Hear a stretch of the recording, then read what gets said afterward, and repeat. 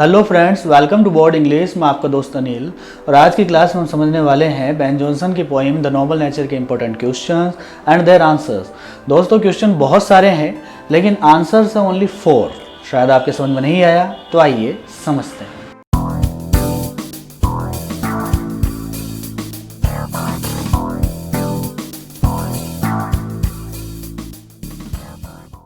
Friends, दोस्तों आपकी जितनी भी पोइम्स हैं उन सभी पोइम्स में शॉर्ट आंसर टाइप क्वेश्चन पूछे जाएंगे, यानी आपको उनका उत्तर 20 से 40 शब्दों में देना है।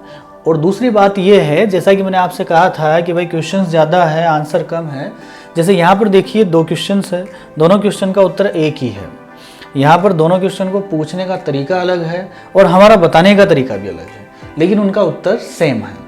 जैसे हम समझते हैं, देखिए जो आपका पहला क्वेश्चन है वो है What symbols does Ben Jonson draw from nature. Vote यानी क्या या कौन से, सिंबल्स यानी प्रतीक चिन्ह। बेन जॉनसन पोइट है, ड्रा यानी लेना, खींचना या उपयोग में लाना। नेचर यानी प्रकृति से यानी कवि बेन जॉनसन प्रकृति से कौन कौन से प्रतीक चिन्ह प्रयोग में लाता है। Second question is the poet यानी कवि कंपेयर्स यानी तुलना करता है ह्यूमन लाइफ मानवीय जीवन की विद 2 ऑब्जेक्ट्स 2 वस्तुओं के साथ ऑफ नेचर यानी प्रकृति की, यानी कवि मानवीय जीवन की तुलना प्रकृति की 2 वस्तुओं के साथ में करता है। व्हाट आर दोज, वे चीज़ें क्या है, वो दोनों चीज़ें क्या है। यदि आपके पहला क्वेश्चन आता है एग्जाम में तो आपको लिखना है Ben Jonson draws 2 symbols from nature, यानी बेन जॉनसन प्रकृति से 2 प्रतीक चिन्हों को प्रयोग में लाता है। यदि दूसरा क्वेश्चन आता है तो आपको लिखना है द पोइट यानी कवि कंपेयर्स यानी कि तुलना करता है ह्यूमन लाइफ विद 2 ऑब्जेक्ट्स मानवीय जीवन की 2 वस्तुओं के साथ में तुलना करता है ऑफ नेचर यानी प्रकृति की, यानी कवि मानवीय जीवन की प्रकृति की 2 चीज़ों के साथ में तुलना करता है और वो दोनों चीज़ें ये हैं। देखिए पहली चीज़ या फिर पहला सिंबल है an oak tree of 300 years, यानी शाहबलूत का वृक्ष जो कि 300 वर्षों तक जीवित रहता है। The second symbol and second thing is a lily flower of 1 day, एक लिली का फूल जो कि 1 दिन तक जीवित रहता है। The second question is mention the qualities of an oak. यहाँ पर भी 2 क्वेश्चन हैं, जिसमें से पहला क्वेश्चन है मेंशन यानी बताइए, क्वालिटीज यानी गुण, ओक यानी शाहबलूत के वृक्ष के गुणों की चर्चा कीजिए, हमें बताइए। दूसरा क्वेश्चन है वाई यानी क्यों, ओक्स लाइफ यानी शाहबलूत का जीवन यूजलेस यानी बेकार है, शाहबलूत वृक्ष का जीवन बेकार क्यों है। यहाँ पर उत्तर है एन ओक यानी शाहबलूत is a very large tree, एक बहुत विशाल पेड़ होता है, ऑफ 300 ईयर्स जो कि 300 वर्षों तक जीवित रहता है। ठीक है, it does not give fruits and flowers, यह हमें फल और फूल नहीं देता है। एट लास्ट यानी अंततः, इट फॉल्स यह गिर जाता है, लाइक ए लोग एक लट्ठे के समान गिर जाता है ये। ड्राई बाल्ड एंड शीयर, सूखा और पत्तों रहित और मुरझाया हुआ, यह एक लट्ठे के समान गिर जाता है।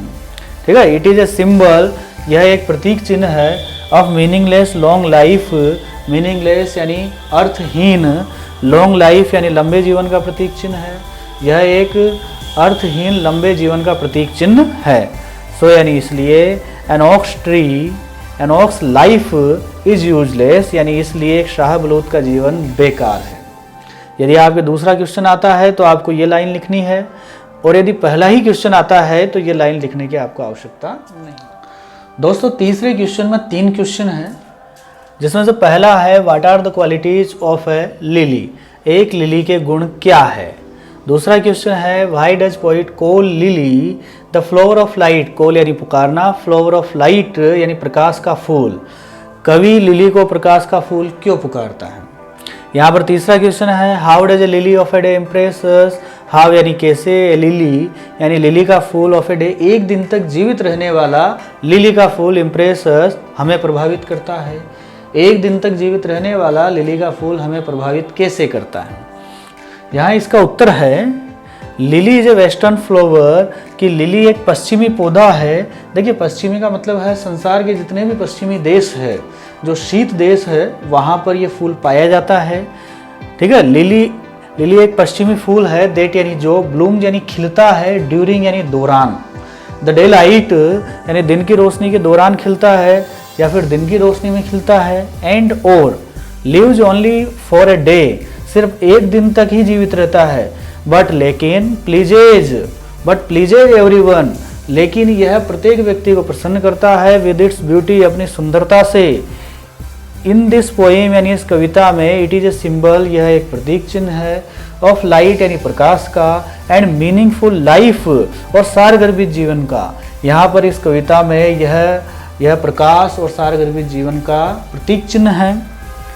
और यदि आपके दूसरा क्वेश्चन आता है तो आपको ये लाइन भी लिखनी है, सो यानी इसलिए, the poet calls lily the flower of light, यानी इसलिए कवि लिली को प्रकाश का फूल पुकारता है। और यदि आपके तीसरा क्वेश्चन आता है तो आपको लिखना है थस, यानी इस प्रकार, ए लिली ऑफ अ डे इम्प्रेसेज अस, एक दिन तक जीवित रहने वाला लिली का फूल हमें प्रभावित करता है। दोस्तों फोर्थ क्वेश्चन में 3 क्वेश्चन है, जिसमें से पहला क्वेश्चन है how can human life be perfect, मानवीय जीवन संपूर्ण कैसे बन सकता है, परफेक्ट यानी संपूर्ण, ठीक है। अकॉर्डिंग टू द पोइट यानी कवि के अनुसार मानवीय जीवन संपूर्ण कैसे बन सकता है। यहाँ पर दूसरा क्वेश्चन है what message does the poet want to convey in the poem, यानी इस कविता में कवि हमें क्या संदेश देना चाहता है। मैसेज यानी संदेश, पोइट यानी कवि, वांट यानी चाहना, कन्वे यानी देना या प्रदान करना, पोइम यानी कविता। यहाँ पर तीसरा क्वेश्चन है डिस्कस यानी बताइए या फिर चर्चा कीजिए, द थीम यानी विषय वस्तु ऑफ द पोइम, यानी इस कविता की जो विषय वस्तु है उसको बताइए या उस पर चर्चा कीजिए। यहाँ पर देखिए यदि पहला क्वेश्चन आता है तो आपको यहाँ से यहाँ तक लिखना है, हुमन से लेकर ओक तक। और यदि दूसरा क्वेश्चन आता है तो आपको ये लाइन जोड़नी है, the poet wants to convey a message in the poem, यानी कवि इस कविता के अंदर हमें संदेश देना चाहता है कि। यदि आपका तीसरा क्वेश्चन आता है तो आपको ये लाइन लिखनी है, the theme of the poem is this that, यानी इस कविता की विषय वस्तु है कि। यहाँ पर अपना मेन पार्ट स्टार्ट होता है, ह्यूमन लाइफ यानी मानवीय जीवन कैन बी परफेक्ट, संपूर्ण बन सकता है, बाय डूइंग यानी करके, गुड यानी अच्छे, नोबल यानी महान, डीड्स यानी कार्य, यानी मानवीय जीवन अच्छे और महान कार्य करके सर्वश्रेष्ठ या संपूर्ण बन सकता है।